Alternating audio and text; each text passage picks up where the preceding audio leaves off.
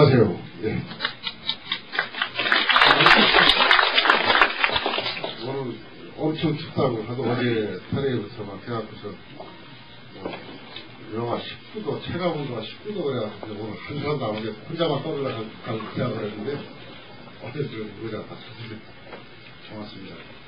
역시 그 돈 되는 데는 다 오십니다. 어디 될 것 같으면은 대학 98년도에 9월 29일날인가요? 30일날인가 기억이 나요. 그때 한국경제신문사에서 강의 첫 번하고 두 번째 했을 때인가요? 태풍이 오더라고, 태풍이. 비가 엄청나게 와서, 아유, 거기 한 2,500명 오시는 분인데, 내가 이제 큰일 났다. 그래서 거기 건설업체에서 난리를 내고 신문사에서 큰일 났다 그러는데, 근데 2,300명 오시더라고. 간판 떨어지고 난리가 나는데, 간판 떨어지거나 말거나 돈 되면 오시더라고. 그래서, 오늘도, 그래도 기본적인 한번 오시겠구나 생각했는데, 많이 오셨네요. 오늘 제가 아침에, 여의도에서 녹화를 하나, 제가 요새 풀스 하는 게 있어요. 나가서. 되게 추운 나라에서 바깥에서 가서, 말이 안 나오더라고요. 오라, 바람이. 조금 낫네요. 녹화가 바로 뛰어왔습니다. 오늘 이제 편하게, 아마 여기, 식탁에서 오늘 강의가 금년 마무리가 되지 않을까 싶은데요. 그래서 내년 강의가 있을 겁니다. 오늘 이제 편안하게 중복이 좀 되는 것도 좀 있을 거고, 내년 그동안에 또 여기저기 언론사들에서 내년 전망을 좀 해달라 그래서 좀 원고를 좀 많이 썼습니다. 하다 보면 또 배워요, 계속. 그래서 조금 몇 개 좀 업된 게 좀 있고요. 그래서 제 생각 나름대로 편안하게 내년 전망을 하면서 그 사이사이에 투자하는 방법을 제 나름대로 말씀드렸습니다. 1차적으로 좀 부정적으로 보는 질문도 있습니다, 지금. 몇몇 금융 쪽에 있는 투자분들은 지금 내년에 상당히 지금 분위기를 가지만은 거품이 아니냐. 거품론은 좀 상당히 부각을 주고 있어요. 실제적으로 제가 보면은, 그렇죠. 금년에 거품으로 왔어요. 금년에 최 시작을 거품으로 지금까지 왔고, 지금 몇몇 우리 부동산 쪽에서 돈을 번 친구들은 엄청나게 벌었습니다, 금년에. 어떤 아파트를 분양을 했던, 오피스텔을 분양을 했던, 상가 분양한 친구들, 많이 번 친구들, 저쪽에 얘기했더니 1,000억대 이상을 벌은 친구들이 있다고 합니다. 저는 뭐 했나 생각을 하게 좀 답답하네요. 근데 하여튼 금년에 결국 거품을 만들고 거품을 벌었다는 소리거든요. 근데 그럼 그거에 대한 결과도 내년에 나올 수 있습니다. 반대적인 결과는 뭐냐면 내년에 지금 엄청나게 분양을 했던 것들을 내년에 중복이 될 거고, 그리고 또 상가가 됐던 오피스텔이 됐던 막 쏟아져 나올 겁니다. 근데 지금 현재의 계획에 따른 금리, 실제 금리 5%대, 4%대 이 선에 비해서 10% 나온다, 12% 나온다 했던 그 상황이 지금은 맞아요. 그런데 내년에 막 쏟아져 나올 때는, 저도 나가겠냐 하는 그런, 결국 이제 물량이 엄청나게 나오는 상태입니다. 그래서 오히려 내년에 실제적인 상태의 수익은 상당히 떨어질 수뿐이 없지 않느냐. 결국은 내년에 지금 거래했던 게 내년에 올라가는 게 아니고 떨어질 수 있다 하는. 그래서 그게 상반기냐 하반기냐 이렇게 잡고 있는데, 제가 봐서는 상반기는 거품이냐 가서 하반기 정도 돼서 그 거품이 가시화될 거다. 진짜 거품이라는 게 쭉 빠질 거예요. 제일 크게 타격받은 게 상가일 거예요. 상가. 요새 테마 상가 지금도 신문에 계속 나오죠. 엄청난 수익이 나온다, 거기 프리미엄이 얼마나 하는 그런 식으로 상가 나오는 것들은 아마 내년 하반기 정도 되면은 상당히 거품까지 합니다. 상가는 항상, 문제를 안고 있어요, 지금까지. 그래서 내년 상가 시장이 아마 하반기부터는 상당히 좀 안 좋게 나갈 수 있고, 그런 원인은 있어요. 그런 공급이 엄청나게 많이 좀 되는 그런 상태가 있고, 또 요즘에 상가들이 지금 전부 대형화 지금 되고 있죠. 롯데 마그넷, 롯데가 마그넷이죠. 마그넷이 전부에 내가지고 100개 만드는 거라고 있어요. 100개. 지금 요즘에 계속 오픈시키고 있죠, 마그넷. 또 삼성에서 홈플러스인가요? 그것도 지금 계속 오픈시키고 있죠.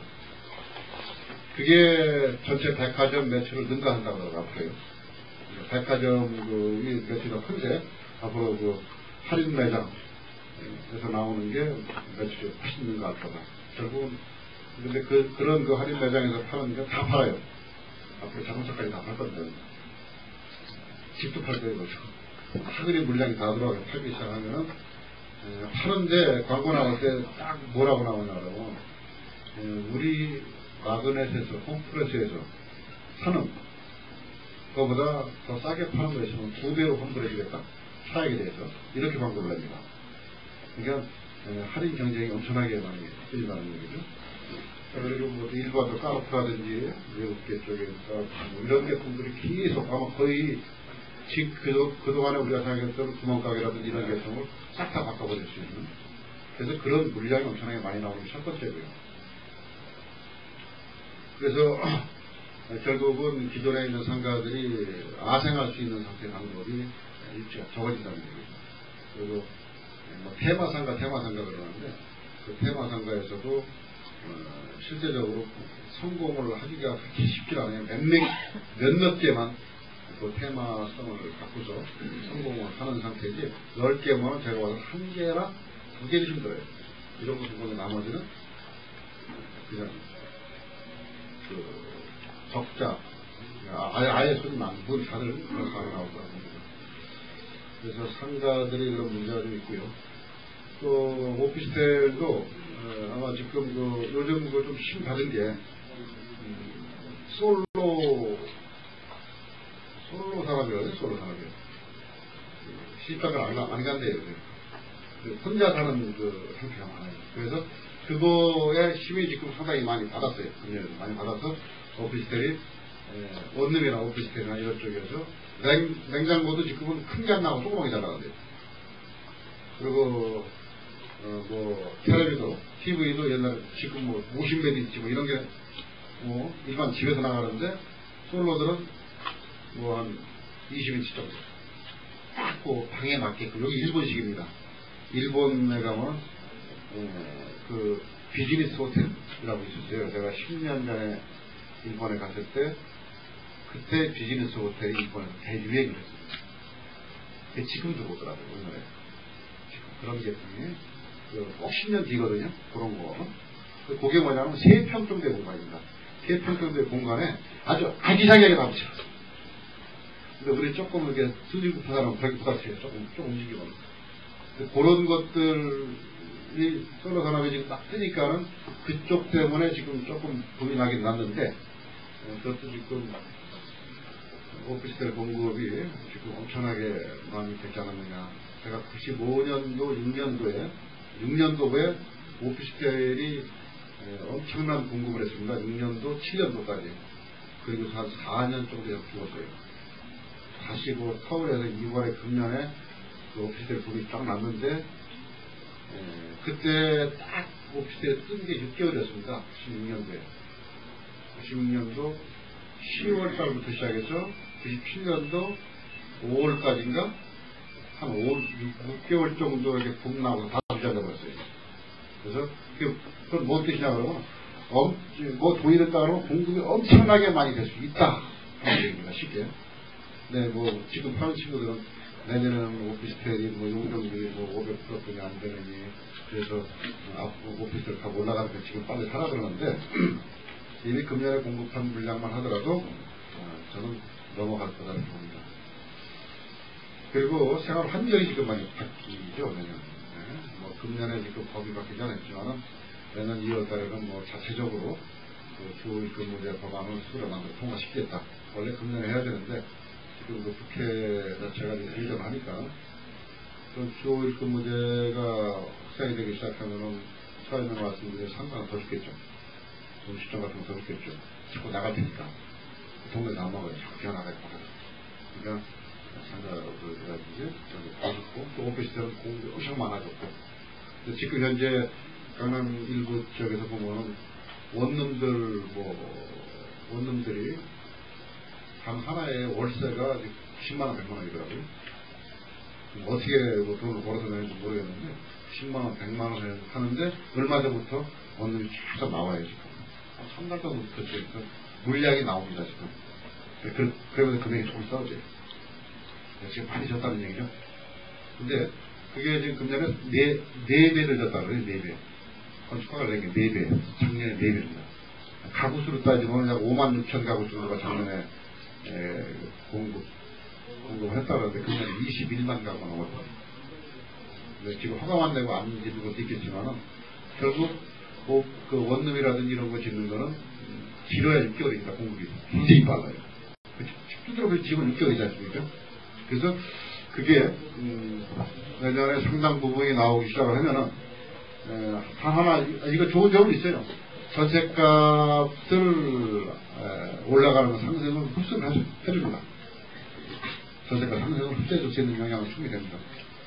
그래서 금년에 50만 가구 정도 공급하는 게 일조 했던 게 원룸 가습이에요. 그래서 그걸로 가구수로 따지면 지금 50만 가구가 넘어가요. 금년 공급.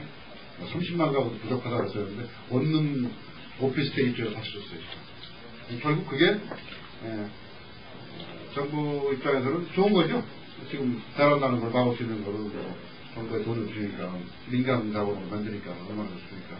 어차피 집은 지면은 놀리진 않습니다. 싸게 놓더라도 채우게 돼 있어요. 그러니까 결국 그걸로 인해서 금액은 상당 부분 흡수할 수 있는 상태에 영향이 됩니다. 결국은 뭐냐 그러면 지금 이제 금년에 바람이 잡고 쓰고 했던 게 결과가 내년에 나오는데 그 내년에 나올 때 생각했던 상태의 수익은 지금 안 나온다. 그런 얘기죠. 이렇게 아마 어떻게 보면 이 흐름에 같이 터울에 타서 우리나라 전체적인 그 주택 부동산 경기 쪽에 일조를 해줬는데 수익은 안 나온다고 합니다. 이렇게 하고 또 이번 그러면서 양면 작전을 지금 하고 있어요. 정부에서 세금 이제 받기 위해서 이번에 분양권 전매 세금 받기겠다 하니까 지금 떠다방이 철수를 했다고 텔레비에 나오는데 추워서 도망가고 있어요. 지금 그죠? 추우니까 가야지 어떻게 해요? 그런 것도 있지만 어쨌든 세금 때문에 도망간 것도 많이 있어요. 세금 때문에. 왜냐하면 지금 일반적으로 분양권 전매를 하면은 2년 안에 지금까지는 이번 10월 31일까지는 2년 안에 팔면은 40%입니다. 40%. 기초공제 250만 원 떼고 나머지 1,000만 원 1,000만 원, 3,000만 원, 6,000만 원, 6,000만 원 추가 이렇게 될 거예요. 10%, 20%, 30%, 40% 이런데 이거 무조건 일괄적으로 40%입니다. 곱하기 40%면 딱 맞죠. 그러니까 예를 들어 3,000만 원을 프리미엄 받았다. 그러면 250만 원 빼고 2,750만 원에 쉽게 따서 곱하기 4. 물론 조금 더 빼는 거 있겠지만 쉽게 그거에서 나오는 세금이 크죠. 근데 지금 안 내죠. 왜냐하면 지금은 분양권 전매에 팔으면 250만 원 남았다 그래요. 그러면 세금 낼 게 신고해도 낼 게 없어. 250만 원 남았는데 250만 원 기존에 빼면 없잖아요. 조금 미안하면 500만 원 팔았다 그래요. 그래갖고서 한 100만 원 내요. 70, 80만 원, 100만 원. 그리고 도망가는 이게 다 추적돼요. 그래서 분양권 전매 쪽에서 지금 찬바람이 좀 불고 아마 미리 팔으신 분들은 지금 이제 불안해하고요. 아니면은 눈치 보고 있는데 내년 5월달에 신고해야지 제대로. 내년 5월달에 소득 때 제대로 신고해야 됩니다. 그러니까 결국은 그러다 보니까 분양권 거래가 딱 스톱되죠. 파는 사람이 스톱시키는 겁니다. 스톱시키고 사는 사람 입장에서도 저거 해도 자기도 사고 나오면 다 올라가면 세금 낼 테니까 하는 느낌을 해갖고서 거래가 지금 스톱되는 그런 상태가 나오고요. 이러다 보니까 자꾸 이제 그 돈을 찾아요. 이런 것들을 세금 문제에 빠져나가려고. 그런데 결과적으로 지금은 국세청에서 만약에 마음만 먹는다 그러면 혹시라도 어떤 세금이라도 거둘 수 있는 준비는 다 끝나 있습니다. 완벽하게 뭐 새롭게 사람 뭐 예나같이 뭐 2,000명 동원한다, 1,000명 동원한다 이런 인원 동원할 필요도 없고 인터넷에 이미 금액은 다 떠 있어요. 엄청 아주 완벽하게 떠 있습니다. 전국에 어디에 있는 아파트, 어디에 있는 분양권 오늘 그래서 오늘 그 당첨 받아갖고 딱 하면 오늘 바로 떠버려요. 금액이 분양권 금액이 그걸 전부 카피되어 있습니다. 복사되어 있어요. 그건 거짓말을 할 수가 없어요. 4천만 원 받았는데 500만 원 받았다. 거짓말 할 수가 없어요. 그리고 왜냐하면 돈을 그걸 주고서 본인은 파는 사람은 아니라 그래도 산 사람을 추적하면 다 나옵니다. 그러면 현찰을 갖다 주진 않을 거고 포장해서 수표 빼야 줬을 테니까 바로 나오죠. 그런 세금 문제들이 조금 지금 악재로 작용하고요. 자꾸 조금씩 막는다는 얘기죠. 그리고 또 이번에 상가 임대차 보호법, 상가 건물 임대차 보호법인가요? 이거 결국 통과를 시켰죠. 법사위에서 통과시켰으니까 내후년 2003년 1월달부터 시행을 한다고 하는데 그래서 수익성 부동산에 지금 상당히 그러니까 경종이 좀 울렸습니다. 수익성 부동산 지금까지 생각했던 수익성 부동산이 단순하게 얼마 나와서 얼마 이익이 남는다 했던 상태는 상가임대차 보호법으로 인해서 완전히 거기에 맞춰서 들어가야 돼요. 한꺼번에 100%다 하지 못하겠지만 뭐 2003년에 뭐 한 30%, 2004년에 한 30%, 2005년에 100% 이런 식으로 해서 점진적으로 세금은 이제 이익이 있는 데는 무조건 세금이 있다. 이게 원칙입니다. 그래서 그쪽으로 해서 쭉 나가다 보면 아마 이번 상가라든지 오피스텔이라든지 몇몇 개 사가지고서 수익을 받는 게 다 나온다고 계산했다 그러면 큰 오산이겠죠. 그래서 지금 현재 수익이 상가 조그만 거 사가지고서 한 달에 한 400만원, 300만원 정도 수익 나오면 1년이면 300만원이 3,600만원이에요. 3,600만원이 경비 이런 거 다 빼는 거 하더라도 나머지 저거는 기존 자기 수입하고 합산이 됩니다. 합산된 거에 대한 세금 종합소득 자본은 맥시멈 무조건 40%예요. 10% 올라가면 12, 30, 40 아닙니까? 40%. 그러니까 그거를 감안을 하면은 수익이 예를 3,600만 원이다. 이게 아니고 세금을 빼면은 예를 세금이 제일 높은 세금으로 봐야 되니까요. 임대를 놓는 사람이 따지게 돼 있습니다. 천상 40%, 8천만 원 이상은 40%예요. 그렇게 된다 그러면 한 20% 정도는 세금이라 보셔야 돼요. 수익이. 예를 들어서 3,600이면은 2, 4, 5, 6, 한 700만 원 정도는 세금을 내야 된다. 이렇게 계산을 하셔야지 그거 앞에서 수익을 잡으셔야 돼요. 나머지 수익을.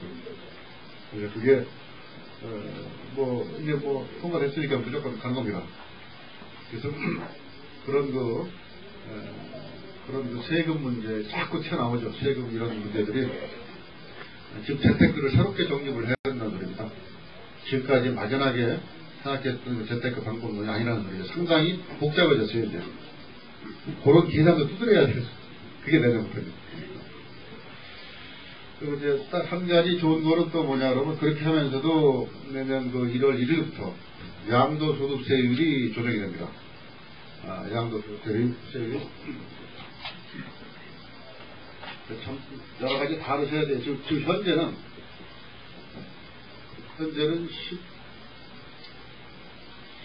12, 20, 30, 40이죠. 그리고 1,000만원, 3,000만원, 6,000만원, 그러면 6,000만원 초과. 이거에 대한 세금이 이제 무진으로 들어가는 거예요. 10%예요. 내년에는 이게 줄어들어요. 상당히 좋은 거죠. 줄어든다니까. 세금이 줄어드는 겁니다. 세금이 9%입니다. 10%가 아니고 이제 9%. 18%, 27%, 36%예요. 이게 뭐냐면 여기서 나오는 게 이제 줄어들죠. 전체적으로 한 4% 정도 줍니다. 세금이 지금 조금 남은 사람들은 세금이 많이 줄어져요. 엄청나게 많이 줄어져요. 조금 많이 줄어지면서 지금은 부동산 거래가 2년 보유를 해야지 세금이 요것대로 칩니다. 이것들은 2년 이상 보유를 해야지. 내년부터는 1년 보유, 1년 보유. 이것 때문에 세금이 많이 줄어요. 1년 보유 때문에 단기적인 상태 거래가 가능하다는 얘기입니다. 단기적인 거래가. 그러니까 1년 정도는 금방 가죠. 조금 한 7, 8개월 되면 계약금, 7, 8개월 있다 팔려고 하면 계약금 정도면 잔금을 1년 뒤에 받아줘요. 그러니까 이게 좀 쉽게 어떻게 보면 부동산 거래를 활성화시켜 줄 수 있는 요인이 됩니다. 그리고, 그럼 1년 지나고 나면 요 세율이 적용이 되니까 줄어들죠. 그러니까 이전에 한 번 거래할 거를 앞으로 2번 할 수 있다는 겁니다. 한 번, 굉장히 빨라져요. 그래서 단기적인 상태의 부동산 거래가 활성화될 수도 있다. 이것도 엄청난 큰 변화입니다. 그러니까 상당히 계획적으로, 계산적으로 내는 재테크를 해야 됩니다. 시간 잡아야 되고, 세금 잡아야 되고, 흐름 잡아야 되고.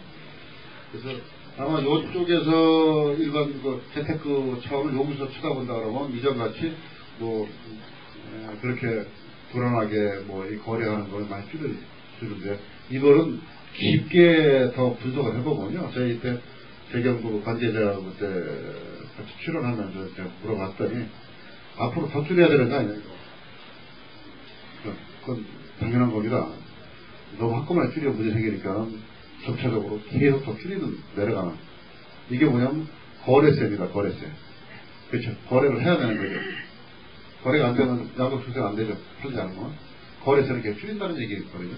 그러면 세금은 거둬야 돼요. 줄여서 하면은 나라가 살 수가 없으니까 딴 데서 거둬야 된다는 얘기거든요. 결론이 뭐냐 그러면 이건 내린다 그러면 딴 건 올라간다는 소리예요. 그게 뭐냐 보유세예요. 보유세를 올린다. 근데 이게 선진국형입니다. 이게 거래세를 일반적으로 다 내기는 건 선진국형 보유세라는 건 많은 사람 많이 내고 없는 사람 없거든요. 이게 형평이 맞는 거예요. 그렇죠? 근데 여기를 있거나 없거나 세금 똑같이 내요. 그 기간에 따라서. 그래서 결국 이걸 내리고 이쪽으로 보유세로 간다. 그럼 여기서 이제 분석을 할 수 있어요. 보유세를 그러면 결국은 늘릴 수밖에 없다는 상태는 뭐로 따지냐고 하면 지금 우리가 이제 지금 공시지가 과표가 상당히 지금 현시가에 이제 근접해가고 있어요. 지금 빨리 아파트는 어떻게 넘어간 적이 있어요. 강남 같은 데는 땅 같은 거는 실제 금액보다 더 되는 거지. 공시가 돌아간 적이 있어요. 근데 이게 점진적으로 이제 전체적으로 다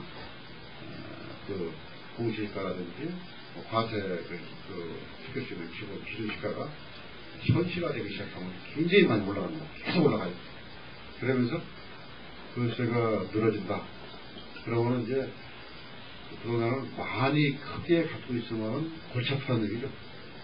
그게 이제 다시 예전에 우리 김영삼 대통령 시절에 얘기했던 얘기였어요. 아주 부동산 가지고 있으면 골치 아프게 만들어 보겠다 했던 게 이제 시작하는 거예요. 보유세를 안 내는 거다. 그러면은 현실적으로 벌어질 수 있는 게 당장은 아니에요. 제가 이제 예측하는 겁니다. 지금 아파트들 제일 세금을 쉽게 잡을 수 있는 건 아파트입니다. 아주 딱 나와 있으니까. 근데 저건 안 팔으면 죽어도 안 되는 거죠. 근데 안 팔지 못하게 만들어버린다. 안 팔지 못하게 만들어 놓은 게 뭐냐면 세금 계속 잡아줬거든요. 이거 10억짜리다. 10억이 얼마? 20억짜리다. 지금 30억짜리도 막 나오고 그러대요. 세금이 과표가 엄청나게 올라갈 수 있습니다. 그러면 아마 크게 진짜 돈을 벌고 진짜 세금을 제대로 내지 않은 사람이면 큰 거를 못 갖고 있는 나들이에요. 그래서 앞으로 지금 금년에 갑자기 대형 아파트들이 강남 쪽에서 난리가 났는데요. 이거 완공될 쯤 하면 입주될 쯤 하면은 요런 얘기가 퍽 튀어나와요. 그러면은 뭐냐면 결국 세금을 많이 내라 그러면 그대로 내려가요. 당연히 내려가겠죠. 아니 앉아서 세금을 그냥 한 달에 100만원 200만원 내라 그러면 진짜 어설픈 사람은 줘도 못 살죠. 네, 그런 상황에서 보유세로 갈 수는 없다. 그러고는 여기서 이제 제가 다 예측입니다 지금 이제. 근데 거의 다요 그대로. 상식적인 거 아닙니까? 앞으로 1가구 1주택 불가세한다 하는 것 자체도 의미가 없어요 이제. 이 세금만 정리해버리면 지금 그게 이제 국민주택형 아파트라는 게 지금 전국에 다 25.7평형 이하다 이런 식으로 했는데 금액 차이가 제일 싼 거하고 제일 비싼 거 차이는 어마어마한 차이 납니다. 지금 6천짜리도 있어요. 그죠? 지방 가면. 이쪽 가면 6억짜리가 있어요. 10배 차이 나죠. 세금은 똑같죠. 그건 분명히 바뀝니다. 왜냐면 계속 제가 만나서 얘기를 하고 전화 오고 하더라도 그거부터 잡으라고 해야 돼요. 그거 알수록 못할 거 아니냐, 그럼. 그래서 평으로 따지지 마. 금액으로 따져라. 금액으로. 시가가 다 똑같이 나올 테니까. 금액으로 잡아가지고서 얼마 정도 있으면 세금 올리고 내리고 할 수 있는. 근데 기본적인 건 앞으로 세금 문제 있잖아요. 우리나라에서 세금 걷는 거. 그래. 복지국가가 대반돼서 세금을 많이 걷습니다. 복지를 많이 해주려고 그러면. 근데 우리는 복지보다도 빚을 갚아야 되기 때문에 빨리 많이 걷어요. 그래서 세금 문제가 굉장히 중요합니다. 세금 문제. 그래서 당분간 그 세금 문제에 얼마만큼 뭐 좋은 말로는 절세할 수 있는 방법. 탈세는 아니에요. 절세할 수 있는 방법에 부동산 투자 방법이 뭔가를 써야 됩니다. 그거는 이미 다 나타나 있는 거는 절세가 불가능해요. 그러면 실제적으로 주변에 쭉 보면은 과표가 덜 잡힌 게 투자 시장입니다. 부동산 시장입니다. 과표가 이렇게 아파트나 뭐 상가 빌딩이나 이런 것들 딱 그대로 잡혀 있죠. 상대적으로 안 잡혀 있는 거. 거기에서 세금을 다 내더라도 과표대로 내니까 지금은 우리 과세의 원칙이요. 실제 거래된 금액이 아닙니다. 그거는 이제 2년 안에 파는 거라든지 1년 안에 파는 거라든지 이런 거에 대한 상태를 현시가로 잡는데 실질적으로 이 소유가만 넘어버리면 원칙이 기준시가 그 공시지가 이것도 따져요. 그렇기 때문에 1년에 올라간 것만큼 1년에 5%씩 안 올라가잖아요. 그 나머지 차이 낼 게 없어요, 지금. 그러니까 아무리 큰, 예전에 그 자식들한테 그 증여하고 뭐하고 할 때 표시 안 나게 하려고 자꾸 세게 가서 시골 가서 땅 사주고 있잖아요. 안껏 그걸 신고해도 1,500만 원까지 뭐 안 준다, 뭐 한다, 증여를 하더라도 다 그 재벌들이 증여하게라 그런 식으로 증여한다. 최저 금액, 사람이 저 땅을 사놓고서 시가는 1,000만 원 가는데 뭐 한 10만 원 정도의 세금 다 내고서 내면 끝나는 거니까. 그러면 자기가 버는 거로 되는 그런 그 세금 문제를 지금 상당히 깊이 보세요. 이거는 어쩔 수 없는 상황입니다. 그래서 우리나라 세금 문제가 넓히 나간다. 그리고 내년 저번 주에 말씀드렸지만 그 내년에 우리나라 세금이 상당히 좋긴 좋은데 그 좋을 수 있는 상태를 그대로 다 받아먹을 수 있겠는가? 그래서 지금 정치적인 문제는 계속 고민 봐야 돼요. 요즘 마이나 때문에 같은 거 들어간다고 많이 하더라고요. 뭐 어떤 젊은 사람들 40대 기수로 다시 나왔다고 하죠. 자꾸 나오니까는 그거가 향방이 과연 어떻게 갈 건가에 따라서도 부동산 그 정책문이 바뀔 수도 있겠죠. 그래서 그 정치적인 상태에 내년에 변수가 굉장히 많습니다. 뭐 잘 어떻게 맞춰갖고 나가겠지만 하여튼 아마 그 시민 세력이 나와가지고 새롭게 나와서 이 공약을 건다 그러면 분명히 지금 내년에 선거할 때 얘기하시면 꺼리는 뻔합니다. 표 받기 위해서는요.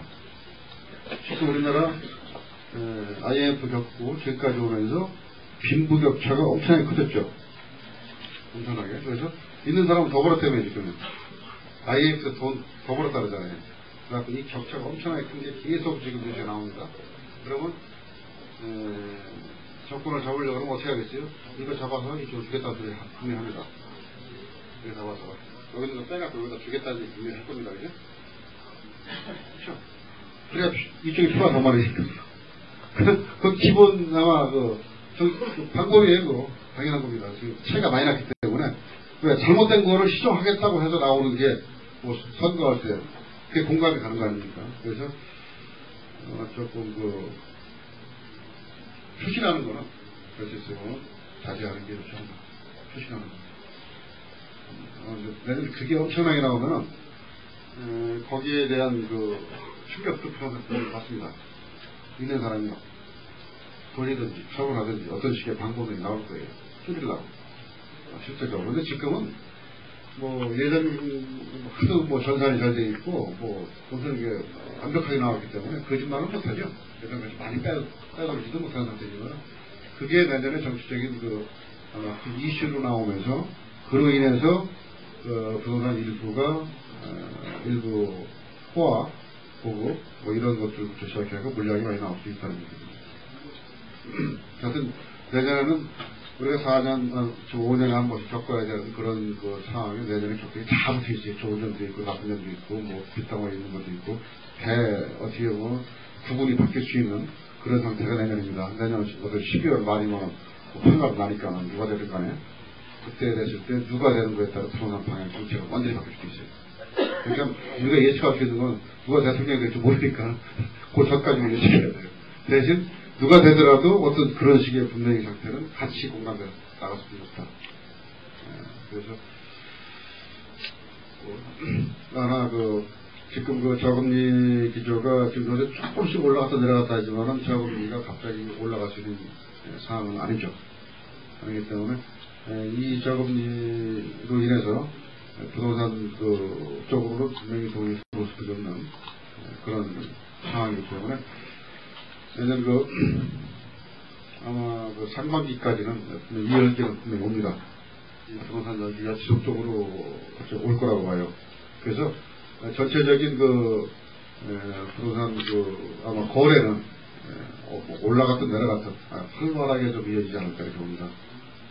그리고 어떤 한 4월, 3월 제일 뜰 때는 2, 3월달이라고 이건 아직 변하지 않아요. 2, 3월달이 제일 뜰 거고요. 제일 뜰 때는 8대입니다. 8대. 제일 뜰 때 가서 사지 마시고 제일 뜰 때 2, 3월달이면 제일 많이 뜰 테니까 그때는 가지고 계시고 있으면 좀 큰 거를 좀 팔 수 있으면 파는 방법을 찾아주고 사시는 건 그 순고를 지나고 나서 사시든지 전에 사시든지 하는 거예요. 그래서 아마 지금 금년에 아파트라든지 뭐 이런 상가라든지 해서 돈 버는 건설업체들이 내년 상반기까지도 갈 거다 하는 지금 계산을 똑같이 하고 있습니다. 그래서 내년도 공급 물량은 엄청나게 늘려가고 있어요. 아파트도 한 20% 이상 늘리겠다, 공급을 늘리겠다는 형태로, 왜냐하면 어차피 간에 거품 꺼지기 전에 빼먹고 나오겠다는 계산이거든요, 쉽게. 그러니까 물량은 내년에도 많이 나와요. 그러면은 쉽게 이제 금년부터 물량 공급이 대량 공급이 되기 시작했습니다. 그리고 이제 하반기에 갑자기 피치를 올려가지고서 내년 상반기까지 가다 보면 이게 완공되는 그 기간이 언제냐면 2003년 하반기 정도부터는 들어오겠죠. 아파트.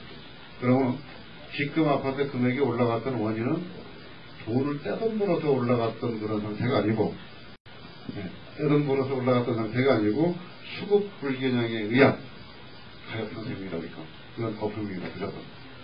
그러면 수급이 조정이 됐다 그러면 빠질 수뿐이 없는 건 당연한 논리겠죠. 금년에 아파트 금액이 올라가고 했던 건 분명히 처음에 불렀던 게 뭐냐면 소형 아파트의 수급 불균형이다. 뭐라고 얘기했어요? 98년, 99년도에 소형 아파트 앉아서 그게 지금 영향을 받았다. 그게 금년 내년에 들어온다. 이 얘기 때문에 사람들이 미리 소형에 주도를 했죠. 주도를 했더니 나중에 뭐로 갔어요? 대형으로 갔다. 조금 거품 있으면 큰 걸 가야 하거든. 그래서 그 수급 불균형에 의한 가격 상승입니다. 근데 금년 가격 상승은 자연 발생적인 건 아니에요. 우리가 수출을 지금 최악으로 했죠. 반도체 수출부터 제가 최악으로 했잖아요. 결국은 수출은 마이너스인데, 수출 마이너스라는 얘기는 수익은 없는데 가격은 올라갔다는 소리예요. 그러면 이건 뭐냐?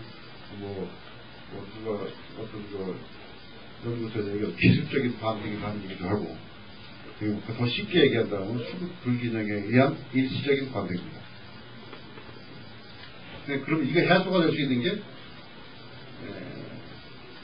내후년 해소가 돼요. 해소가 되면서 전전에 말씀드린 변화가 나오기 시작해요. 우리가 부동산 시장의 변화가, 정책적인 변화, 세금적인 변화, 그 다음에 우리 그 부동산 투자 환경의 변화, 이런 것들 때문에 다른 쪽으로 탈출구가 나오기 시작합니다. 그러고는 올라갔던 게 빠지면서 받쳐줘야 되는데 그 받치는 수요가 다른 새로운 투자처로 막 들어가 버리고는 그냥 주저할 수 있는 상태도 나옵니다. 그래서 지금 강남 지역에서 지금 올라가는 것은 지금 너무 급하게 올라가고는 절대 굳어지지 않아요. 지금 분명히 급반등을 했어요. 그리고 그거를 부추긴 게 건설업체들이 분양가를 계속 올리고 앉아있으니까. 그러니까 결국 아직도 건설업체들 입장에서는 제가 전체를 놓고 보면 누워 침뱉게 하고 있는 거고, 개별적으로 보면 잘하는 거예요. 자기들이 다 팔아먹고 나오니까. 결국은 그런 거 수급 불균형, 그게 수급이 공급이 됐을 때는 아마 큰 거부터 다시 또 대폭 떨어질 수 있는, 지금 한 1,500만원, 뭐 1,700만원, 2,000만원 이렇게 분양하는 것들, 그런 것들은 평가가 크죠. 뭐 50평, 60평, 70평 이렇게 되는 것들이, 그거 완공되면 이게 보통 2003년부터 완공이 됩니다. 이게 뭐 빠른 거 매년 말부터 완공이 됩니다. 그럼 그게 공급이 되기 시작하면은 그거에 들어갈 수 있는 사람이 없어요. 그 사람 외에는. 그렇기 때문에 하루에도 자기네끼리 거기다 세금 두드려만 치면은 빠져나와요. 자, 그런 어떤 그 개괄적인 상태에 내년 그런 아주 굉장히 복잡하죠. 굉장히 복잡해요 지금. 그러니까 이런 것들의 상황이 우리 그 부동산 시장에서 이제 다 쳐다보고 들어가리라고 봅니다. 근데 그러면 세부적으로 내년 한번 그 종목별로 한번 해볼게요. 지금 전세도 분명히 내년 초에는 그 대란 정도까지는 아니라도 그 유사한 상태가 분명히 일어납니다. 내년 지금 우리 아파트 부동산에서 제일 몸으로 체감으로 받아들이는 게 아파트 전월세 매매예요. 부동산이 올라가냐 내려가냐, 전세가 올라가냐 내려가냐, 매매가가 올라가냐 내려가냐 앞서 체감을 지금 갖고 있는데 내년 상반기에 분명히 강남에 나타납니다. 그게 재건축이 이제 안 할 수가 없어요. 시간 지났어요. 아니면 이제 무너지기 시작해요. 자동 붕괴가 돼요. 그래서 아마 금년에 원래 그 강남 잠실 한다고 그랬다가 또 남겨버렸죠. 이제 뭐 내년에는 그 재건축 이게 실제적으로 공사가 들어간다는 얘기입니다. 그래서 이제 지금 우리 시작이 이제 화곡동부터 시작한다고 나왔었는데 화곡 1주군가 2주군부터 시작한다는데 그게 1997가구 말이에요. 2000가구에서 몇 가구 빠지는데 내년 5월까지인가 그 원래가 2주 계획입니다. 그러면 1차적으로 지금 시작이 그게 그것도 지금 조금 보류된 것 같아요. 5가 2주가 되면은 강서구거든요. 거기가 강서구 화곡동이거든요. 강서구하고 양천구하고 김포까지 아주 부천까지 그 수요가 딴 데로 가야 될 거 아닙니까? 수요가 보시면 2주를 해야 될 거 아닙니까? 그 수요가 그렇게 클 겁니다. 그러고는 계속가겠죠. 그러고는 그 전세값이 올라갈 수밖에 없어요. 근데 왜 전세값이 계속 올라가냐? 저는 매매가보다 더 올라갈 수 있다는 얘기 제가 항상 말씀드렸어요. 매매가보다 더 올라갈 수 있다. 더군다나 지금 같은 저금리면은 더 올라갈 수도 있어요. 그러니까 지금 전세가 끝이다 이거. 전세가 없죠. 다 월세를 받으려고 그러죠. 그러니까 법을 만들어가지고서 월세 상한제 월세를 정화할 때까지 법으로 만든다고 해요. 그 정도이기 때문에 그 수요이기 때문에 전세 금액이 요동을 한번 칩니다. 네. 또 강남에서 또 한번 치죠. 뭐 잠실이 나오든 뭐 반포가 나오든 어디 나오기 시작하면 또 치죠. 지금 대기되어 있는 데도 많죠. 일반 그 5대 저밀대지구 말고 대기되어 있는 거 많죠. 그런 전세 이주 수요가 대체 이주 수요들이 분명히 상반기에 칠 겁니다. 금년에는 말로만 그 엄포에 올라간 거고 내년에는 실질적인 보따리 쌓아서 이제 그 수요가 들어가기 때문에 전세 시장에서 움직임이 나옵니다. 그래서 전세 금액하고 그 전세 수요가 큰 평을 얻는 전세 수요가 아닙니다. 그렇기 때문에 소형 쪽이 계속 간다는 겁니다. 거기 뭐 13평, 뭐 10몇 평 이렇게 17평, 그렇죠? 커바에 17평 아닙니까? 거기에 사시는 분들이 이주를 해야 될 수 있는 상태이기 때문에 그러면은 20평대. 크면은 아주 크면은 거기서 이주비 많이 받고 나오면 30평. 그 정도 수준으로 해서 전월세 시장, 결국 소형으로 전월세 시장은 실제 이게 갑자기 50평대로 그 13평, 17평에 사시던 분이 갑자기 50평으로 전세자가 됩니다. 그러니까 고수요가 또 내년 상반기엔 주도를 할 수밖에 없는 거래는 소형이 거래가 됩니다. 그래서 내년 그 아파트 시장에서 뭐 어떤 그런 그 이주수요 때문에 전세는 어쩔 수 없다. 뭐 전문가를 떠나서도 당연하게 이렇게 수준이 되어 있습니다. 그러시고 그 아마 내년 그 월드컵 그 특수를 국내에 우리가 지금 현재 받고 있습니다. 지금 요즘에 뭐 첫 번째 문제는 꼭 한 번씩 그 제일 먼저 나오는 게 히딩크? 그쵸? 이거 다 보였죠? 뉴스에 꼭 이러고 가야 되는데 그게 이제 실질적으로 우리한테 계속 그 신문을 받게 된다 그러면 전국을 다 돌죠. 그게요. 아파트가 저기 막 각 지역별로 뭐 대구가 제일 큰 뭐 어디가 제주도가 뭐 환상적인 좀 돌기 시작하고는 꼭 그쪽을 보여주면서 축구 경기장 하는 지역을 카메라로 보여주면서 그 동네를 한 번씩 꼭 소개를 합니다. 우리나라에서도 소개를 하게 되면 해대를 가만히 있다가 보면 축구장을 보는 게 아니라 그 동네 자꾸 봐요. 그럼 그 동네 발전하다 보이끔 돼 있어요. 거기에 뭐 콩나물밥을 전주에 콩나물밥을 잘하니 뭐를 잘하니 이런 것을 보면서 그 주변이 도로가 어떻게 뚫렸니 자꾸 나오게 돼 있어요. 그러면 전국적인 상태를 싫더라도 앉아서 볼 수뿐이 없어요. 보면은 내가 고향이 거기인 사람은 저렇게 변했나? 저기 돈 되겠네? 우리 부동산을 봅니다. 부동산이 뜨겠네? 이런 식으로 자꾸 관심이 가게 돼 있어요. 그래서 전체적인 부동산 그 흐름은 자꾸 부치키는 그런 영향을 거의 나올 겁니다. 그래서 지금 우리나라가 월드컵 하면서 전 세계적으로 우리 부가가치가 올리는 게 사람들이 와서 하는 건 아무것도 아니에요. 외국 사람들이 우리나라 뭐 여기 와서 이 나라 특색이라든지 집치라든지 뭐 발전사 이런 거 배워주기 때문에 사람들이 인정을 하고 들어와서 메드 인 코리아 제품 사는 거기 때문에 그런 효과가 의외로 크게 나오다 보면 거기에서 벌어지는 게 전체적인 아마 금년에 그거로 인해서 오늘도 아까 어떤 친구 그런 얘기를 하더라고요. 일요일에 한번 저기 차를 타고서 부인하고 서해안 고속도로를 타고서 어디 홍성 거기까지 갔었대요. 거기 왜 가냐 그랬더니 아니야 길이 뚫렸다고 해서 한번 타고 와봤더니 1시간 30분 걸렸더니 광천까지 왔다고 그러더라고요. 광천. 제가 고향이 광천인데 거기 물어보더라고요. 그래서 남담리라는 아니에요. 제가 내 고향인데 거기 세조개 있잖아. 세조개가 1kg에 뭐 1000만원씩 달라야된다. 엄청 비싸게 받아먹더라고요. 10,000원씩 했었거든요. 사람이 많이 올라간 거예요. 그래서 2kg를 먹었대요, 둘이서. 얼마나 배가 큰지. 근데 그게요, 말이 2kg지 물 다 빼면 별거 안 돼요. 좀 말리면 물, 세조개 먹고서 일요일 나갔다 오는데 1시간 반이 걸렸다, 1시간 반. 자, 금년에 도로가 엄청나게 많이 개통됐습니다. 엄청나게. 오늘도 개통되는 데가 있죠. 중앙고속도로가 오늘 개통됩니다. 맞죠? 13일날에. 네. 중앙고속도로. 대한민국에서 제일 긴 터널. 중령 터널인가요? 제일 긴 터널. 4.3km래요. 터널 길이가. 그게 89년부터 시작한 거예요. 89년부터. 그게 몇 년 됐습니까? 12년 됐어요.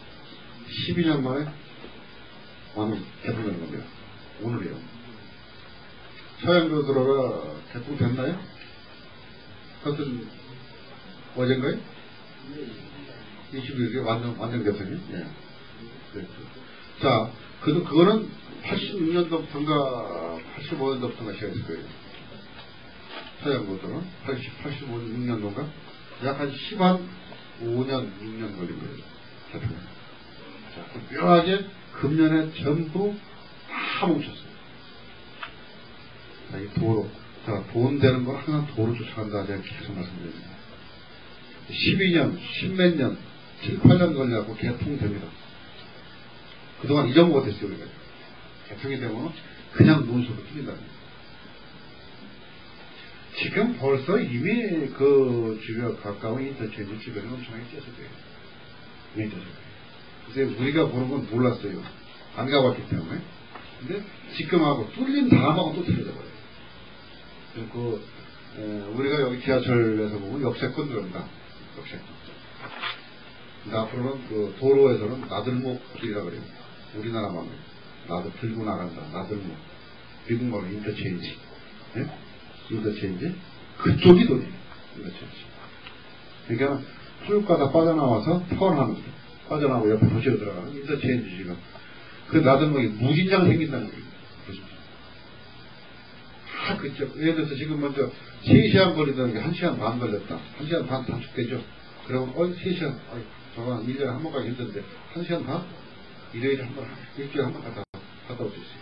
이게 심리적으로. 그게 주요일금 문제하고 같이 맞닥뜨려요. 같이. 그래서 우리나라 전체가 엄청난 대동맥이 몇 개가 뚫렸다. 동맥선, 이거 동맥입니다. 동맥이 몇 개가 뚫렸다. 부진장 많아요. 제가 다 외우지 못해요. 대전 진주가 뚫려놨죠. 그리고 또 앞으로 또 뚫는 게 서울에 천안까지, 춘천까지 또 벌써 뚫는다 그러죠. 그것도 민간 자문을 한다 그러죠. 자, 이 도로가 계속 뚫린다는 거예요. 자, 금년에 다 뚫어지고 언제 여러분들이 이걸 아느냐? 내년 여름이나 후년 정도에 그 동네 한번 갈 때, 이 길이 있냐? 어이구, 무진장 가는데 무진장 가기 힘들었죠? 옛날에 무진장. 무주, 진안, 장수. 그래서 무진장이 아니에요, 이게 무진장. 무진장 많다니 거기서 나온 거예요. 무진장 어렵다는 거예요. 무주, 진안, 장수. 지금 뻥 뚫렸죠? 논수까지잖아요. 대전 진주고 좋더라니까. 그냥. 그러니까 그런 고속도로가 거기서 한 5시간, 6시간 걸리는 게 단 1시간 반, 2시간 내에 관통을 시켜버리나. 그게 그 지역, 그 도로가 개통되는 그 지역 발전은 어마어마합니다. 상상을 초월하게 와죠. 예를 들어서 거래가 추구도 안 됐던데, 거래가 되는 것도 엄청난 발전이겠죠. 이런 것들이 금년에 전부 다 부러지면은, 지금 우리가 만날 제가 오늘자 신문인가 어디 칼럼을 쓴 게 아마 오늘 나갔을 거예요. 나간 거에다가. 상당히 좀 안 좋은 얘기인데, 어제 그제 썼더라고요. 세계 일본가? 한 달에 한 번 쓰는 거였는데, 저번에 전화가 와서 그런 얘기를 해요. 요새 햇빛이 부서졌어요. 그러더라고요. 무슨 소리야? 너무 약하대요. 이제 좀 칼럼을 좀 까야 되는 건데, 제가 저번 달하고 그전 달하고 바빠갖고 대충 옛날에 있던 거 그냥 조금 수다에 줬더니 바로 하더라고. 부서졌다고. 그래서 김영선 같이 좀 독설 좀 써달래요. 알았다 써서 이거 쓸라나 했어요. 뭐라고 쓰냐 그러면, 그러면 아파트, 제가 왜 이 말씀 드리냐면, 아파트 값이 올라갔는데 신규 아파트 분양 과열이 돼요. 이게 실제 전문가나 일부 신문 언론에다 쓰는 건데, 일부라고 썼죠. 일부 언론사하고 전문가들이 사라고만 했지, 강남에 무조건 투자만 하라고만 했지, 그 아파트의 분양가가 얼마인지에 대해서는 한 놈도 언급하지 않았더라. 그게 잘못된 거 아니냐, 이거. 같이, 맞다고 친 거 아니냐, 홍보를 해준 거 아니냐. 그대로 나왔어요. 인터넷 보니까. 그대로. 그 신문도 대단하더라고. 그러니까 어떻게 보면 그것도 같이 친 건데. 응? 그래서 결론 얘기한 거는 기존 아파트 사라고 해서 결론 내긴 됐는데, 거품이다. 그거 같이, 왜냐하면 지금 언론에 거기 포함되어 있어요. 요 아주 가까운 데만 한대요. 언론. 눈에 보이는 거. 아파트 140만 원. 자, 이 재테크라고 그래갖고서 언론 쪽에 신문들이 쭉 나온다고 하면 다양한 말이 들어가야 돼요. 돈이 될 수 있는 건 미리 찍어줘야 돼요. 돈 많아요, 돈 될 수 있는 거. 이 아파트만 얘기하니까 기자들 분들하고 거기 한번 취재를 한번 거기 갔다 오면 하루인데 가면 모르는데 길이 공사하고 있는데 어떻게 되는지 모르는데 취재했으면 방법이 있다고 그래요. 그래서 전혀 그쪽은 못 내는 거죠.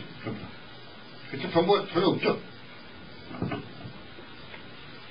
자, 길이 지하철 비슷하게 이 고속도로들이 저는 몇 년 전부터 이 얘기를 했어요. 춘천에 중앙고속도로 얘기, 서양고속도로 얘기, 뭐 이런 확장되는 얘기, 분명하게 돈이 되고 뭐가 되고 대수분이 없다.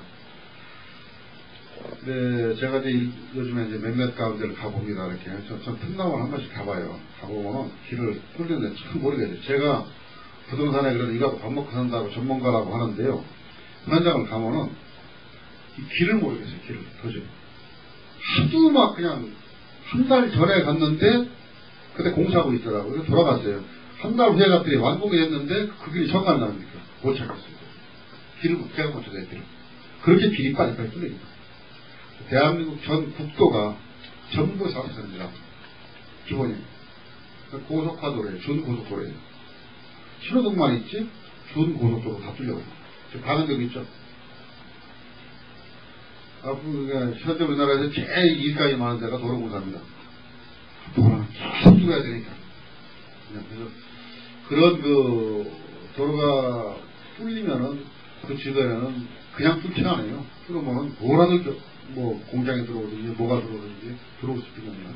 그래서 앞으로 금년 이 뚫어지는 거 완공되는 그거를 아마 여러분들 유심히 한 번씩 한번 보세요. 그러면서 그냥 어디 뭐 딴 데 놀러 가실까 눈 안 오는 날, 눈 오는 날은 사고 나니까 날 좋은 날 해서 하루씩 그것도 한 번씩 한번 놀러 가보세요. 그것도 투자입니다. 끝에서 끝까지 못 가고는 한 중간 정도까지 가서 얼마큼 주변이 변할 수 있는가 한번 보세요. 그러니까 진짜 한번 보시고 그러면 돈이 어디 있구나 하나. 그러니까 전혀 지금 다시 새롭게 그쪽으로 아마 내년 그 부동산 시장이 제가 요즘 몇 번 강의를 했는데 의외로 관심이 제가 서두르 시킨 게 아니고 말씀드렸더니 상당히 공감을 많이 하시더라고요.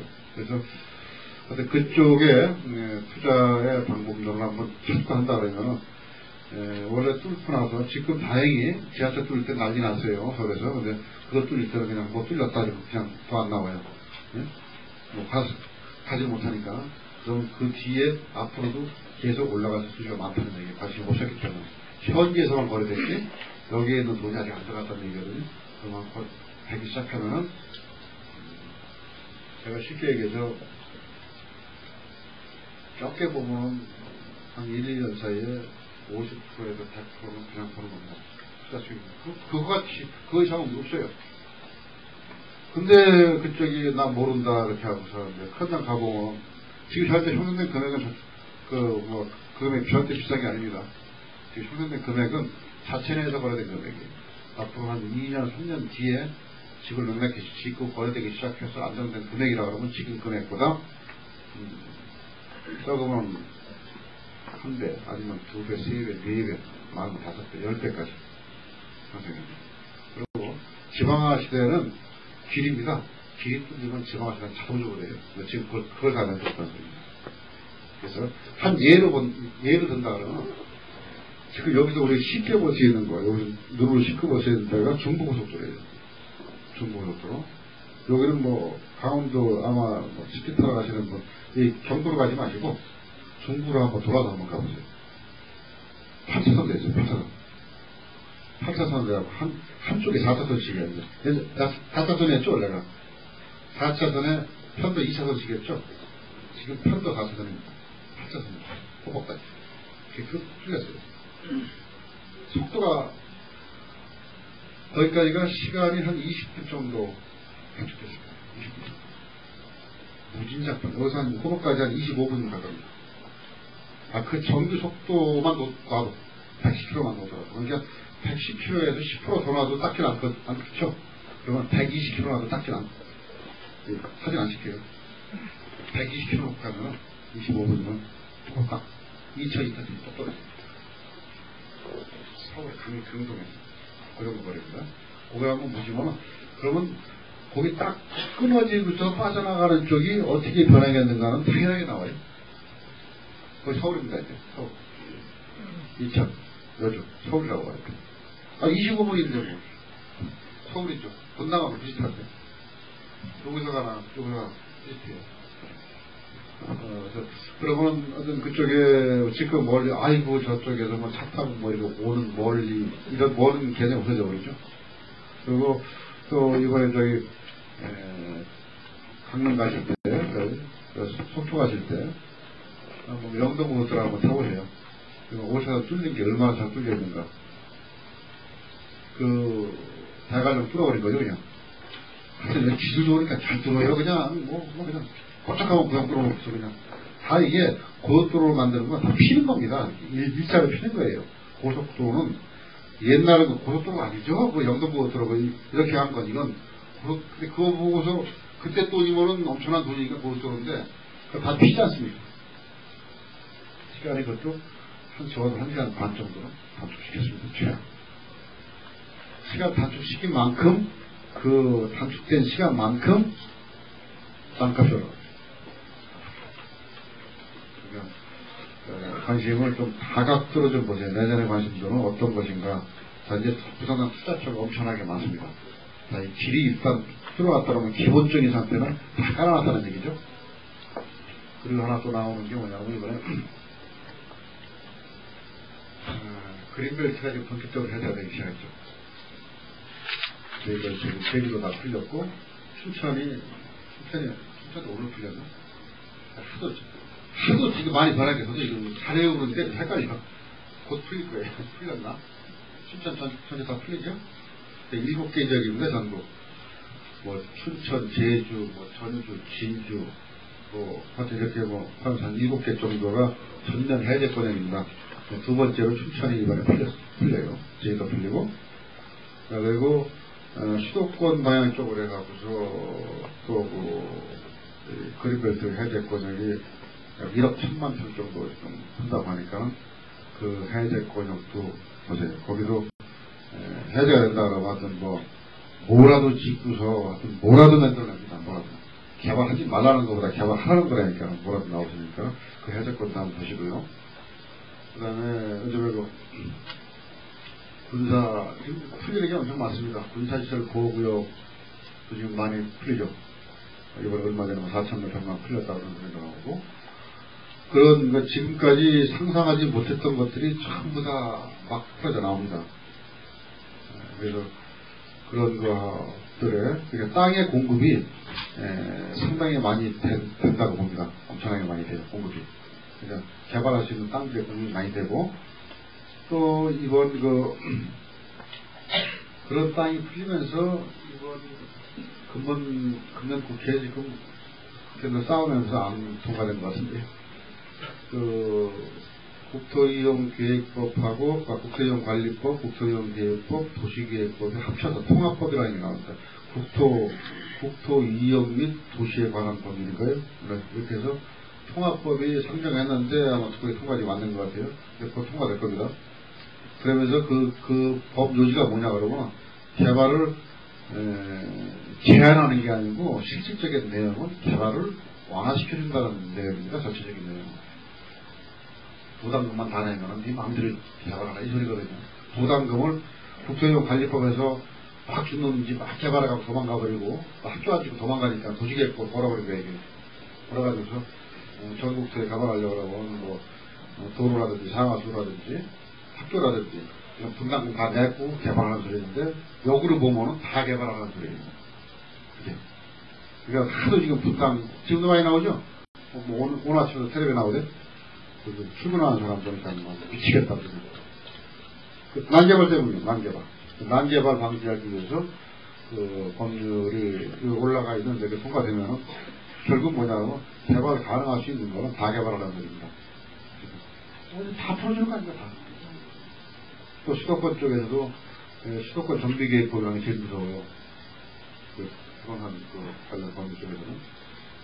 정비계획법이라는 수도권 정비하겠다는 소리인데, 정비는 뭐냐, 개발하지 말라는 소리. 여기다 뭐, 사람 유치되는, 사람 많이 유입되는 하지 말라는 얘기인데, 그것도 지금 조정하라고 난리잖아요. 왜냐면, 개발을, 그림같도 풀고 다 푸는데, 수도권 정비계획법으로 딱 막아놓으니까 안 되니까 풀어야 되고. 그래서 어쨌든 상당 부분이, 계획적인 상태를 해서, 그 난개발되지 않는 상태 전제 조건이면 무조건 개발이 가능합니다. 결국 지역별로 될 만한 지역, 아니 간단하죠. 인터넷 저기는 뭐 이전같이 뭐 신도시 대도시 뭐 이렇게 만드는 것보다도 이제 국지적인 상태를 해갖고서 아마 그 자연 발생적이라도 도로만 좋으면 지역에 그 아주 동네같이 팍팍 만들 수 있는 단지가 생길 거라고 봅니다. 그래서 내년에 그 부동산 그 시장 중에서 큰 핵으로 이제 본격적인 핵으로 떠오를 수 있는 게 서울 수도권 주변에, 서울에서 가까운 지역 수도권 주변에 땅입니다.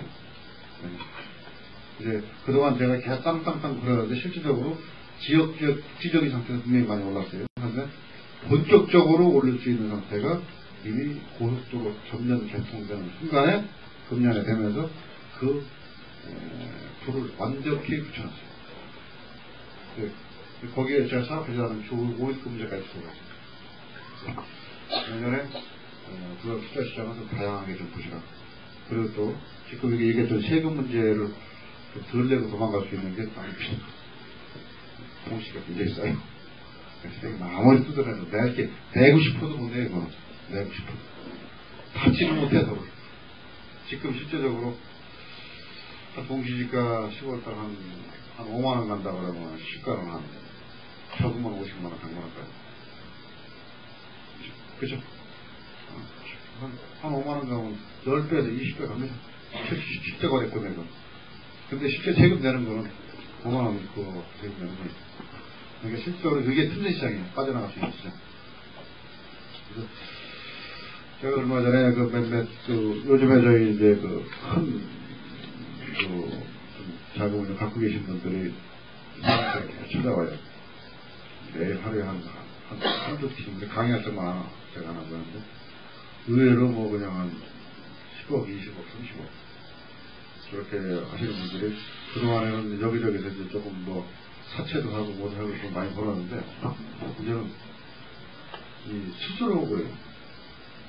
원래 선수들이거든요, 그분들이. 그걸로 해서 돈을 버신 분들이라. 땅을 사다가. 그래서 사는 게 다잖아.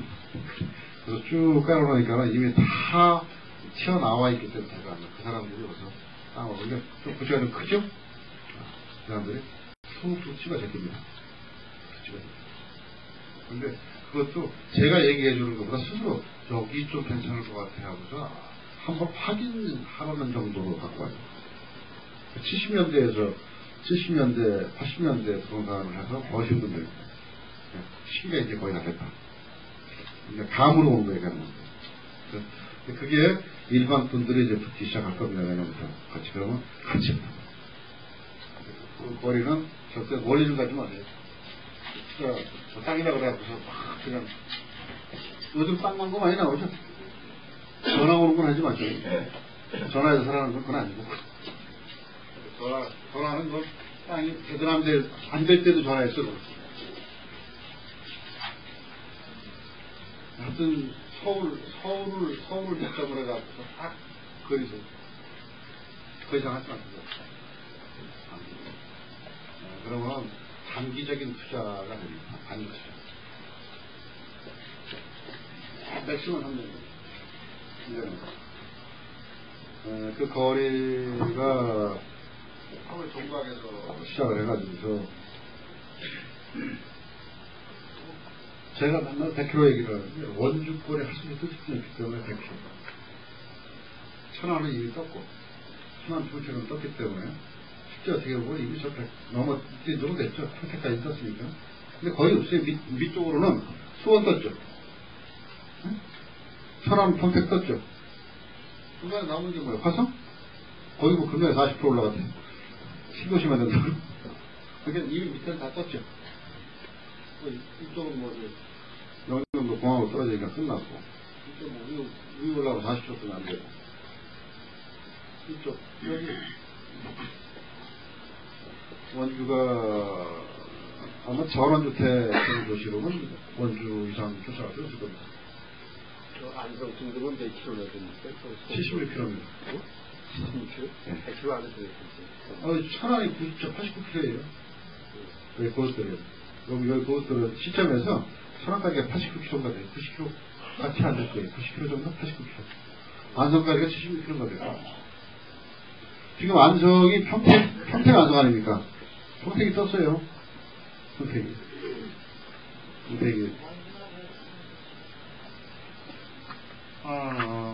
이제 강원도잖아요. 강원도고, 여기 고속도로 두 개가 교체가 돼요. 영동고속도로하고요. 이번에 개통된 중앙고속도로. 오늘 개통된 중앙고속도로가 원주, 서원주인가? 그쵸. 원주, 이렇게 나가죠. 여기까지가 90km 정도 돼요. 고속도로 길고, 직선거리 90km가 안 됐거든요. 고속도로 길고 90km 정도. 그래서, 양쪽으로 해요. 여기 이제 관심 있게 보세요. 원주 여기 공항거리. 고속도로가 두 개입니다. 여기 공항도 있어요. 공항 있죠, 행성에. 물론 군용 비행장이죠. 공항 있어요, 공항. 엄청 크죠, 그러면 이게 아마 그 국토계획, 그 이용계획 잡는 그 쪽에서도 쉽게 잡을 수 있는 거 있어요. 딴 데 잡을 데가 없어. 도로망이고 뭐고 다 잡한다고.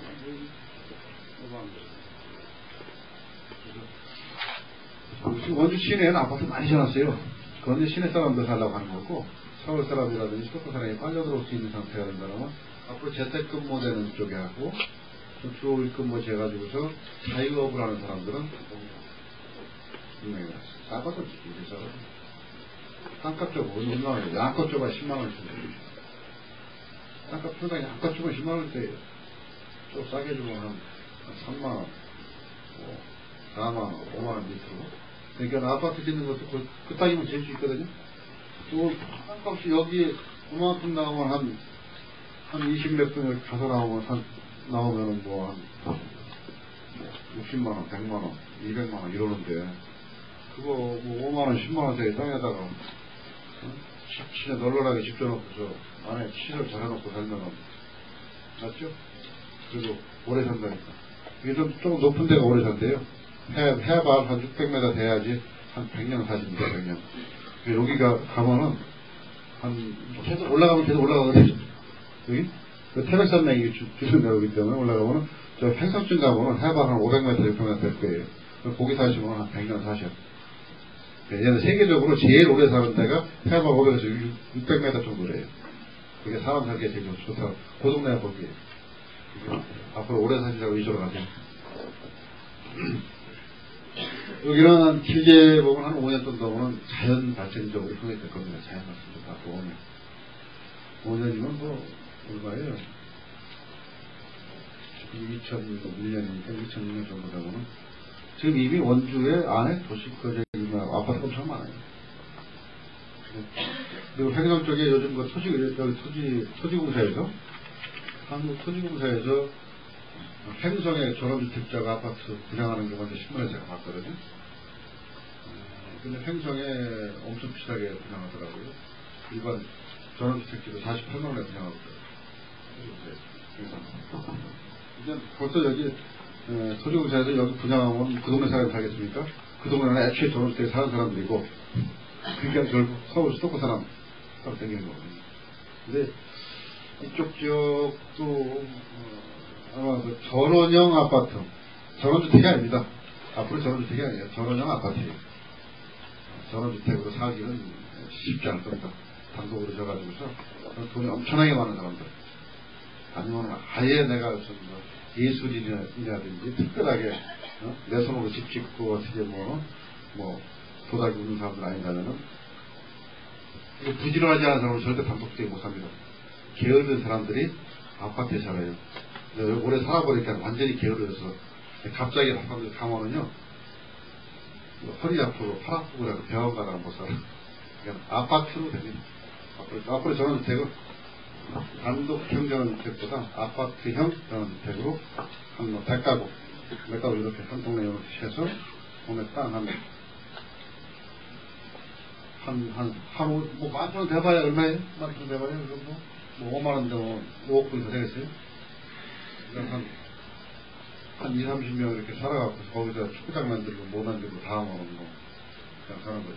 그래서 그런 식으로 바뀔 수 있는 땅. 지금은 여기. 앞으로는 여기도 커져, 붙어요. 서울. 그러니까 서울이, 경기도는 이미 서울이죠? 경기도는. 근데 수도권이 잡아먹기 시작한 게 초청도를 잡아먹고 있어요, 그렇지? 천안까지 먹으니까. 이제 강원도까지 잡아먹어요. 원주까지. 수도권. 원주까지. 100km 정도면 멀도 안 지금 다 거리 때문에 그래요. 그래서 이쪽에 좀 38km. 서울 기점에서 항상 보세요, 서울 기점에서 8km까지는 아무것도 아니다. 그러면 실제 여기서 이것저것 하려면 1시간 반 거리예요. 1시간 반, 100km면. 내가 집에서 출발하는 준비실 거고, 그것도 하는 시간이 있으니까 1시간 반 정도면 딱 가면은, 1시간 반 정도 운전하면은 꼭 화장실 들리죠. 놀러 가다가 1시간 반 가서, 우동을 드시든지, 화장실을 한번 들려서 딱 떨어지는 시간이에요. 그 시간.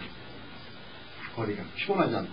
딱 가서 좀 멀리 오는 느낌도 나고, 그런 시간이 1시간, 되게 100km 정도의 거리입니다. 그게 저기 소시되고 편지서 가면 1시간 반이고 저 총각에서 나오면 20년이 나오는 시간이 좀 보통 거리 따지면요, 고속도로에서 따지는 거예요. 자세히 고속도로 시작점에서 따지는 거예요, 시작점에서. 그러니까 한 30분 더 잡아주는 거예요. 아침 출근 시간은 안 되죠? 그러니까 밤 12시 정도에는 그 시간에 갈 수 있어요. 종각에서도. 뒤에 밟고. 이렇게 시간 개념은, 어쨌건 서울이라는 게, 서울이 자체가 저쪽 그 강동에서 김포까지가 50km예요. 40몇 km 나오죠? 그러니까 더 끝에서 끝까지 오면 50km입니다. 서울 내에서만 돌아가고 50km이죠. 저 동서 횡단하면 50km입니다. 남북도 한 그만큼 될 거예요. 거기 뚜껑 되어 있으니까. 한 4, 50km씩 됩니다, 이게. 그래서 이번 제가 내년 투자 전망은 좀 제가 좀 아리까리하게 좀 말씀드린 것 같은데, 어쨌건 좀 이거나 저거나 뚝뚝 말씀드릴 수 있는 상태가 아니고 변수가 굉장히 많다는 거예요. 사실 상반기는 분명히 문제 있습니다. 하반기는 좋아질 거라고 희망은 가져요. 근데 하반기는 정치적인 변수라든지 또 우리 지금 거품론 얘기했던 그런 것들이 지금 어떻게 나타날까? 거기에 따라서 조금 틀리지 않을까라고 보는데, 어쨌든 큰 뼈대로 본다 그러면 전반적인 상태는 뜨는 데가 따로 있고 정리되는 데 따로 있고 조정되는 데 따로 있고 이런 식으로 해서, 그러면 투자는 돈이 되는 대로만 가는 겁니다. 원칙이에요. 그렇죠. IMF 때도 안 좋았다 돈 버는 사람 따로 있어요. 그죠? 자, 안 좋으면 안 좋은 데만큼 투자의 방법론이 있고, 좋으면 좋은 거에 따른 투자의 방법론이 있어요. 자, 내년에 투자 방법론은 다 따로 있어요. 경기가 전체가 다 좋았다. 다 돈 벌지 않죠. 다 좋았다 하면 꼭 망하는 사람도 있고, 같이 쫓아가서. 그러니까 그런 투자 전략이 굉장히 필요한 시기다. 그리고 하여튼 정책적인 상태의 좋은 흐름은, 예를 들어서 경기가 부추기는 건 무진장 나올 거예요. 부동산 부추기는 거. 지자체 선거, 알만하잖아요. 지자체 선거 내년에 다 있죠. 그러면 우청부터 시작해서 시장 할 거 없이 그냥 무조건 당첨되고 받을까? 그럼 뭐라 그래? 무조건 자기 동네 최고로 표현돼. 나아진 않거든요. 신개층 뜯어갖고 고가수로 위에다 올려놓는다고 소리 나올 거고, 그림에 다 푼다 소리 나올 거고, 하여튼 별의별 소리가 다 나올 겁니다. 그래서 그게 결국은 거래되고 뭐 하는 상태에서 호재예요. 그게 나중에 그게 꼭 이거 요즘에 막년에 많이 하시죠? 술을 되게 먹을 때는 되게 좋아서 춤춰요. 집에 들어가서 자고나고 머리 아프고 삭신 쑤시고 하는 그 효과가 하반기에 나올 수 있어요. 그래서 내년 상반기에는 그냥 막년에 같이 먹고 마시고 뛰는 겁니다. 고3에 샀다가 팔았다 그런 이제 그런 기교를 좀 부리시는 게 내년 시기입니다. 그래서 아주 좀 단기적인 상태를 좀 보시고 중장기적인 상태, 중장기적인 상태 아까 말씀드린 그거 잊지 마세요. 수도권고 가까운 데 쪽의 상태하고 주변 쪽에 예전에 진짜 떼돈 보는 사람은 금년은 아파트에서 일부 몇 명 좀 나왔다고 하지만 예전엔 돈 버는 사람들은 수도권 가까운 데 땅에서 나올 것이다. 그리고 그 길목만 잘 지키신다 그러면 여러분들 직접 다 보세요. 그러니까 금년 올겨울을 한번 그 수도권 지도 하나 살펴가지고서 큰 길로만 해서 오늘은 어디를 한 바퀴 돌고, 그러니까 일요일날 어디 가서 저기 뭐 맛있는 집 있는 거 있어요. 그럼 맛있는 집 하나 갔다 가면 그거 보고 가니까 힘든지 몰라. 가서 식사하시고 바퀴가 한번 보시고 다음 주에는 오늘 동쪽 갔으면 남쪽으로 갔다가 서쪽으로 갔다가 계속해서 돌아보시고는 아 이게 돈이다.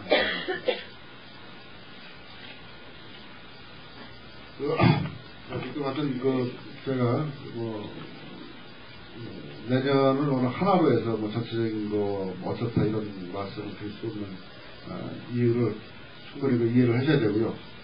그리고 내년 변수에 맞게끔 해서 재테크를 하는데 앞으로는 진짜 지금까지 좀 쉽게 재테크를 했다 그러면 내년에는 진짜 한 초등학교에서 중학교 정도 올라오는 수준 정도 돼야 됩니다. 내년에 일반권이죠.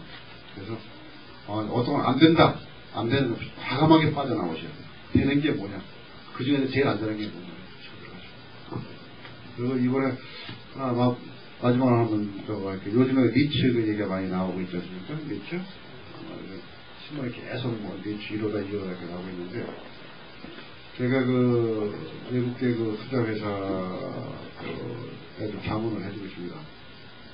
그 친구들이 돈 무진장 많아요. 아주 돈 무진장 많은데 살 수가 없다고 그래요. 비싸서. 비싸서 못 사겠어요. 비싸서 못 사겠어요. 예.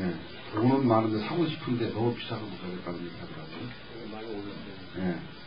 그러면 뭐냐면 쉽게 얘기해서 지금 우리나라 지금 리츠 시장이 이제 본격적으로 처음 시작을 하는 거지만 물론 지금 처음 하는 거니까 이해를 해줘야 됩니다. 그리고 많이 후원을 해주셔야 되고 하지만 투자가 입장에서 제가 말씀드릴게요. 여러분 투자가 입장에서 말씀드리면 제가 부동산 입장에서는 많이 이쪽에 줬고 해주시라고 그러고 제가 투자 입장에서 투자 이익이 있느냐 없느냐 입장에서 말한다면 참 퀘션이 많아요. 왜냐하면 지금 요즘 나오는 게 8% 나오니까 목표 수익이 8%입니까? 5%입니까? 예? 10% 나오지. 근데 참 난 좀 이상해요. 10% 하려고 한 30% 써놓지. 목표인데 8%, 9%, 그렇죠? 그 정도. 은행 금리보다 높다. 얼마. 이런 정도 지금 나오고 있거든요. 이거는 말도 안 되는 소리예요. 외국 친구한테 물어봤더니요. 작년하고 금년에